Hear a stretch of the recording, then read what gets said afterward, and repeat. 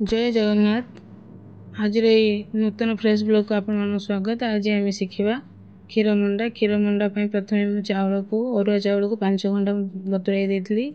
बर्तमान ताकू आम चूना प्रस्तुत कर देचु एवं पूरा प्रस्तुत करने जेहेतु केजे चाउल नहीं केजे चाउल माप 2टी नड़िया नहीं 2टी नड़िया को बर्तमान आम कोरेदबा।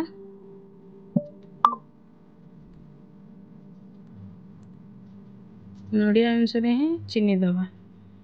बर्तमान देखते नड़िया कोरा मोर तो समाप्त हो नड़िया कोरा सरला बर्तमान झाई बा पूरा प्रस्तुत करने गोटे कड़े नहीं कड़ेटी गरम हो सारा से नड़िया टी को पकईदेवी। नड़िया किसी समय घाटिला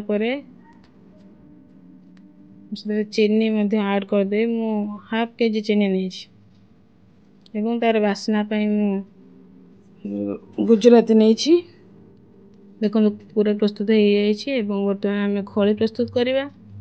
खली प्रस्तुत करने से कड़े किसी पानी नहीं गली पानी गरम हो सारा से किसी चीनी आ लुण ऐड कर देती। पानी फुटला चूना गुड़ी को हल्का हल्का कर एकाथर करदे ठीक भाव घाटी हेनी तेना हल्का हल्का कर पकईकी खड़ीटा को प्रस्तुत कली। देखो भल भाव खड़ीटी सीझीगला।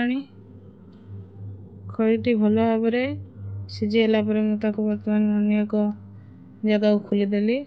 बर्तमान आसतु मंडा प्रस्तुत करवा। अल्प खड़ी नहीं से पुरटी प्रस्तुत कर पुरटी को देदेली। ये तो फोल्ड कर देछि। छोट छोट मंडा करेंगे खाइबा भी भल लगे बड़ कले भल लगे ना। ये भाव मंडा गुड़ी को सब प्रस्तुत करदेली। देखो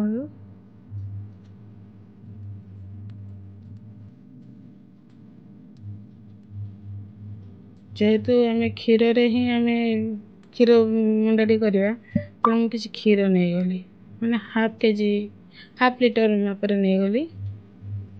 हाफ लिटर नहीं जा भलसे फुटिया छाड़ी फुटिगला से बनईक रखि मंडा गुड़ी को पकईदेली हल्का आंचरे ही फुटेबे।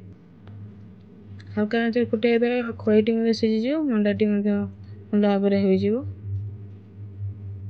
बर्तमान देखो संपूर्ण रूप से प्रस्तुत हो चामच साहाय्य भांगिक देखुची जेहेतु गरम हो भल भाव सीझी जाइए।